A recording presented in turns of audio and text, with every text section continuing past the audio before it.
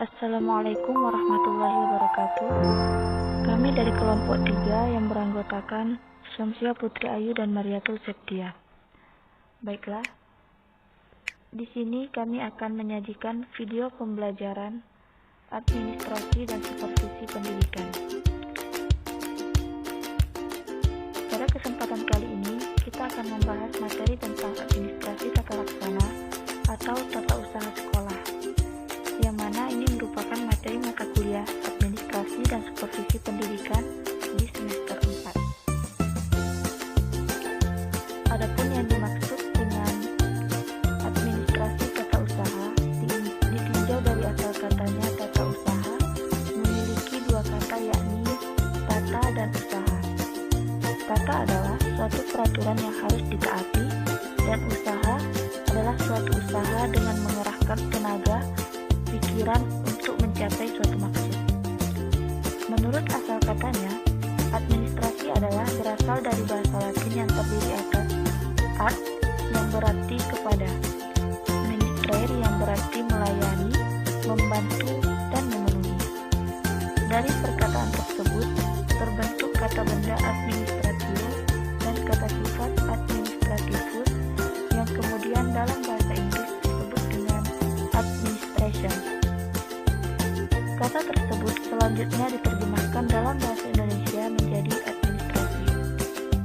Adapun secara umum, administrasi tata laksana atau tata usaha sekolah merupakan proses kegiatan yang direncanakan dan dilaksanakan secara sengaja dan bersungguh-sungguh, serta membina kegiatan-kegiatan yang bersifat tulis-menulis di sekolah dengan semakin efektif dan efisien untuk membantu tercapainya tujuan pendidikan yang telah ditetapkan.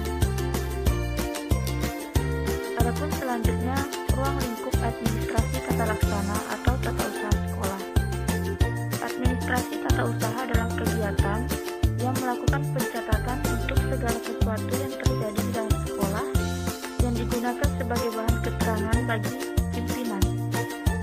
Menurut Alim Purwanto, administrasi tata laksana meliputi yang pertama, organisasi dan struktur pegawai tata usaha, yang kedua, otorisasi dan anggaran belanja keuangan sekolah, yang ketiga, masalah kepegawaian dan kesejahteraan personel sekolah, yang keempat, masalah perlengkapan dan perbekalan, yang kelima, keuangan dan pembukuan, keenam, korespondensi atau surat menyurat, ketujuh, laporan-laporan seperti laporan bulanan, kuartalan, dan tahunan, yang kedelapan, masalah pengangkatan, pemindahan, penempatan, dan pemberhentian pegawai, yang kesembilan, pengisian buku pokok, paper, rapor, dan sebagainya. Adapun fungsi administrasi tata laksana atau tata usaha sekolah adalah yang pertama, melayani pekerjaan-pekerjaan operatif untuk mencapai tujuan dari suatu organisasi. Yang kedua, menyediakan keterangan-keterangan bagi pimpinan organisasi untuk membuat keputusan atau melakukan tindakan yang tepat. Yang ketiga, membantu kelancaran perkembangan organisasi secara keseluruhan, karena fungsinya sebagai pusat ingatan dan sumber ingatan. Adapun peranan administrasi tata laksana atau tata usaha sekolah, yakni yang pertama, membantu pelaksanaan pekerjaan pokok dalam setiap organisasi, yang kedua, menyediakan keterangan untuk pemimpin, yang ketiga, melancarkan perkembangan organisasi. Dan kemudian standar kompetensi administrasi tata laksana atau tata usaha. Yang pertama, kompetensi kepribadian. Adapun kompetensi kepribadian meliputi yakni memiliki integritas dan akhlak mulia, etos kerja, pengendalian diri, percaya diri, fleksibilitas, ketelitian, kedisiplinan, kreatif dan inovatif, dan bertanggung jawab. Yang kedua, kompetensi sosial.